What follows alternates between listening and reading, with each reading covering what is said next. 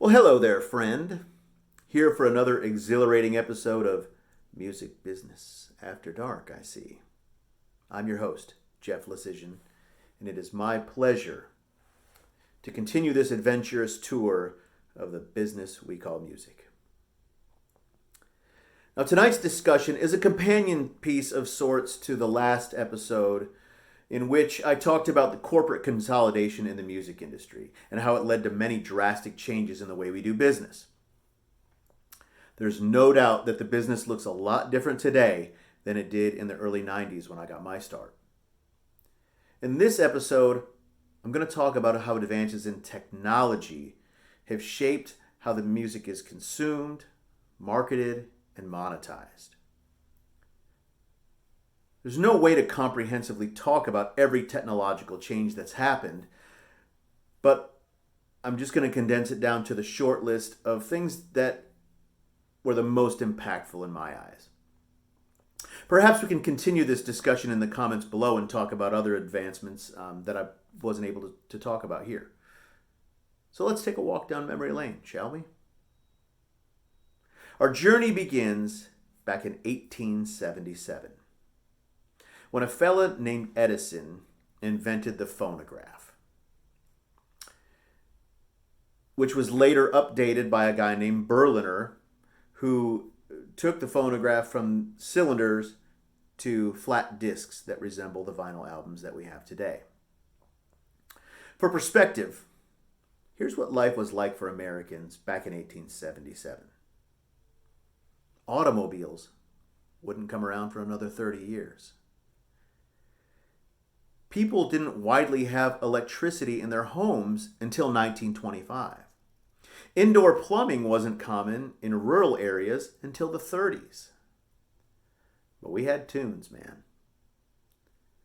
Now, before the phonograph, folks shared the hits of the day by buying sheet music that they would play on the pianos in their homes. The first million-selling song was a tune called After the Ball. And in fact, it went double platinum by selling 2 million copies. Now, the RIAA would not be around till 1952, so they didn't get a cool plaque to hang on their wall. So as more and more people saved up their dough and they bought phonograph players for their houses, the recorded music was born and we started to sell records. Now think about what made songs popular at this time, okay? After all, whipping your horse and buggy into the general store and flipping through the record section was a whole different deal back then.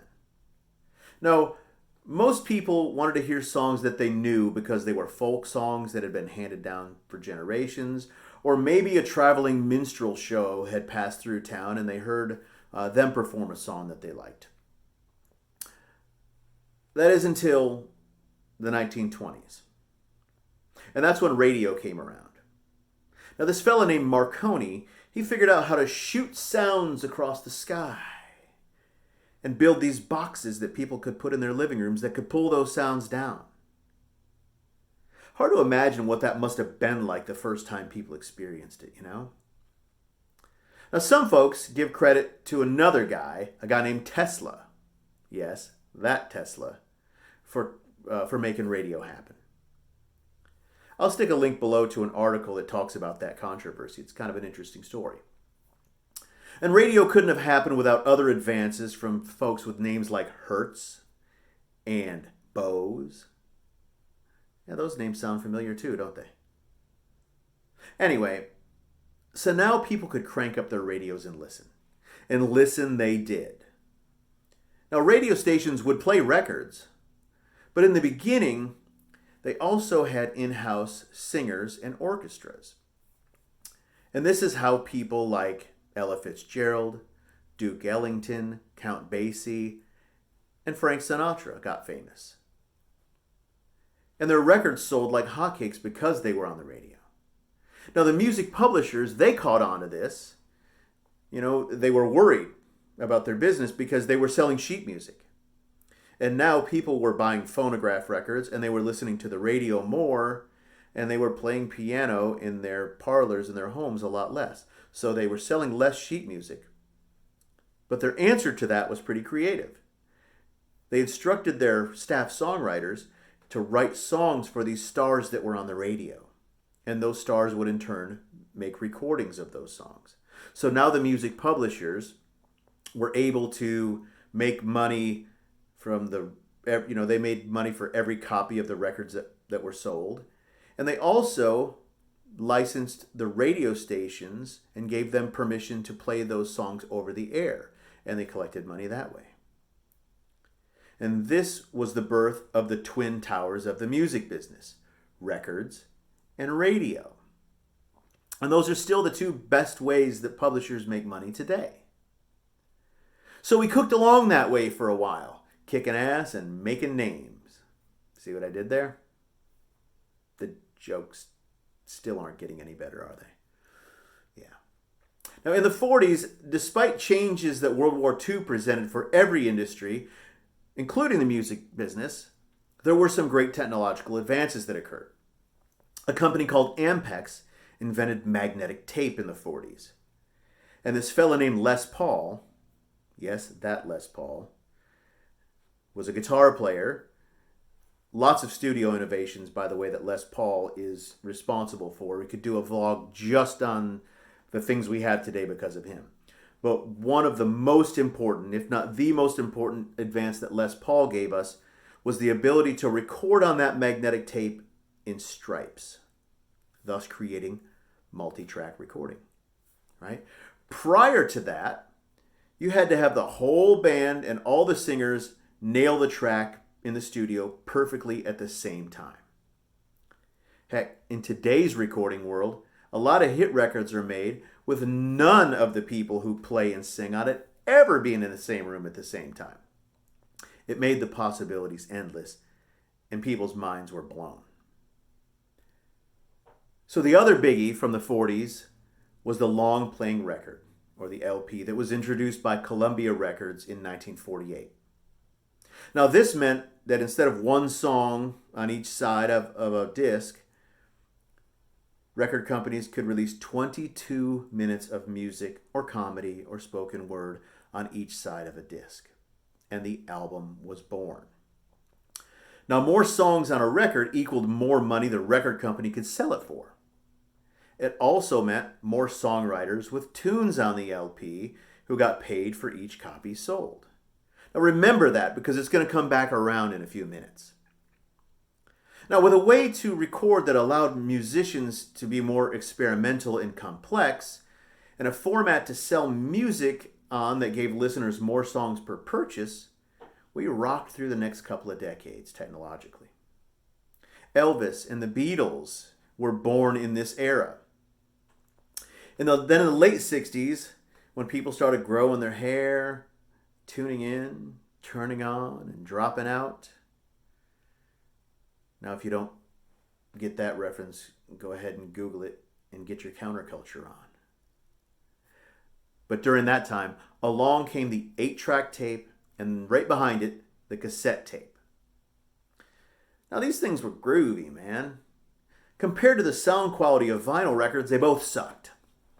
But we were cool with that, because since they were both tape, we could jam them into portable players and take them anywhere, because they didn't get scratched and they didn't skip. If you left them on the dashboard of your car, they did, however, melt. Some of you older folks have had that happen for sure. You could take them to a picnic, you could take them to a party, you could take them to the beach, but of all else, you could play them in your car. That was a watershed moment. Now, in the battle between the two, cassettes won out by a landslide, and the 8-track was pretty much dead by 1975. Ask your grandma why.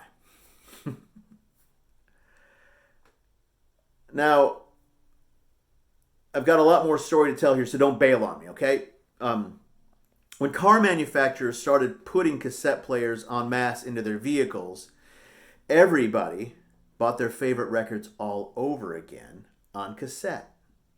This was big bucks for the record companies.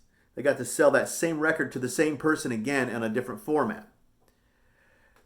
And people whose lifestyles didn't lend themselves to them listening to much music at home, now we're listening in the car. So that opened up a new audience, and those people bought cassettes to listen to. And that took us through the 70s. And during that time, radio largely moved from AM to FM. And classic rock was king during this time, right? Fleetwood Mac, the Eagles, Pink Floyd, on and on and on. Then came the 80s, when technology had another growth spurt. Now, 1981 brought us MTV. If you weren't there, it's really kind of hard to explain the impact that the advent of the music video had on the business. Before MTV,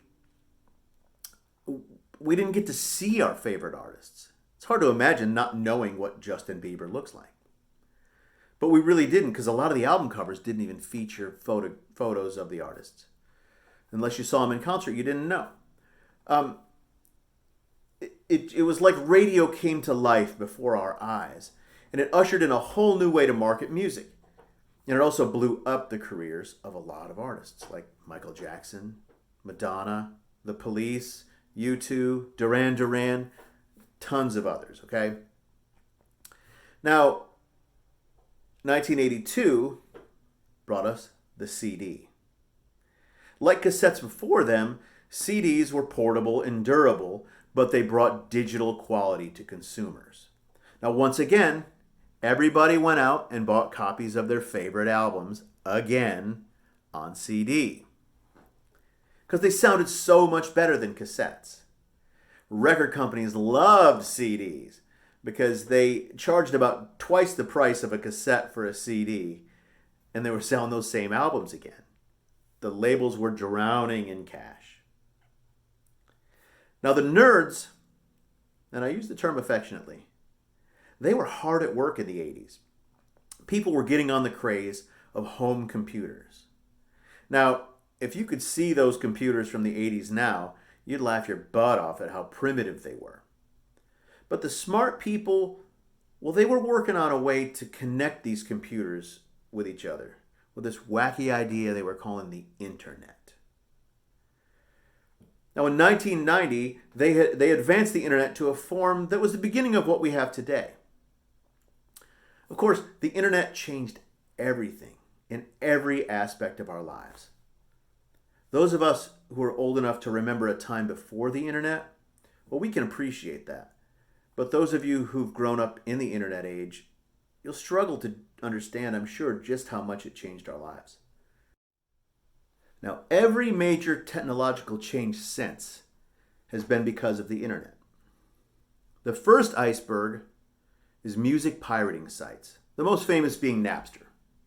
Now, Napster launched in 2001, and its software allowed users to share the digital music files on their computer with other users around the world, and vice versa. Tied together, people across the world could trade songs for free. All you had to do was search for a song, click it, and because most of us were on dial-up, another thing for you young folks to Google, you just let it run overnight, and in the morning you had dozens of new songs. You'll have to excuse my language here, but this scared the shit out of the music business. Record companies and artists banded together and they tried to put Napster down. Napster's defense was that they weren't stealing music, their users were. To them, it was akin to suing a car manufacturer for you getting a speeding ticket, right? Sure, the car had the capability of going beyond the speed limit, but it was the drivers that were actually breaking the law. And that was Napster's defense. Okay? Eventually, they were able to knock Napster back. But by then it was too late. A whole generation of kids had gotten used to getting their music for free. And with Napster imposters and knockoffs and clones all over the place, the toothpaste was already out of the tube. So, the music business's legal answer to illegal file sharing was introduced by, of all companies, Apple. Now, at this time, Apple was best known for home computers, but they rolled out the first iPod in 2001 as a handheld device that could store digital music files and play them back. People could load lots of songs onto their iPod and take it with them wherever they went without having to take their CDs with them. Now, in 2003, they introduced the iTunes Store. Well, this was great for music lovers, right? They were already loving their iPod, but now they had an application on their computer where they could purchase music and it would be loaded directly onto their iPod.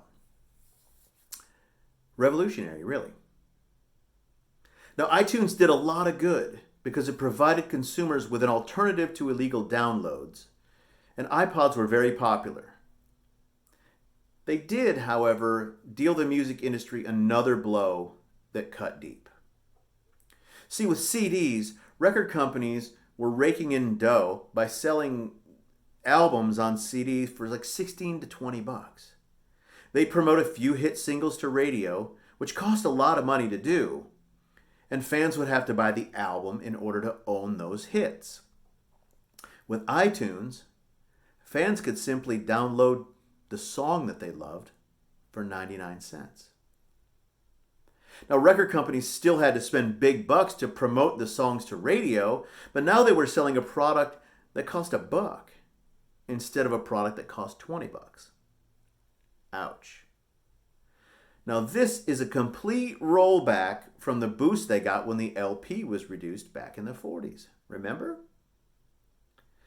Now, Apple introduced the iPhone years later in 2007, and we all know what smartphones are capable of. And essentially, they put the iPod to pasture because their iPhones could do everything the iPod could do and so much more. And then streaming came along. YouTube, Pandora, Spotify. With Spotify being the forerunner with its launch in 2008. And of course, Apple's answer, Apple Music, came along, and it's also a very major player.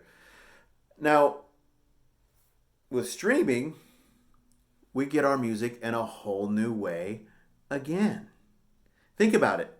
As an industry, we've gone from selling single songs on cylinders to selling albums, first on vinyl, then on cassettes, then on CDs. We've fought hard from keeping music being traded for free due to piracy by selling digital files, which brought us back to a largely single song business, to a world where all the world's music is available in an app on our phones. For free, if you're okay with commercials, for $10 a month, if you're not. Wow, what's next? Damned if I know, folks. But if history has taught us anything, more changes are on the horizon, and we're a fool if we don't think so. I just wish I could go back to 1876, hand old Thomas Edison an iPhone 11 and say, look what you started. Wow, what a ride, huh? I'm so glad you're sharing it with me. Stay with me. Subscribe to my channel. Like this video. Share it with your friends. Send me an email. Link me on LinkedIn. All that good stuff. Look below. There's links to a lot of articles that support the things that I talked about in this vlog. Hey, you want to have a one-on-one conversation with me? There's a link down there for that too. Listen, get some sleep, friends. You're going to need it to get through this business. Until we meet again, cheers.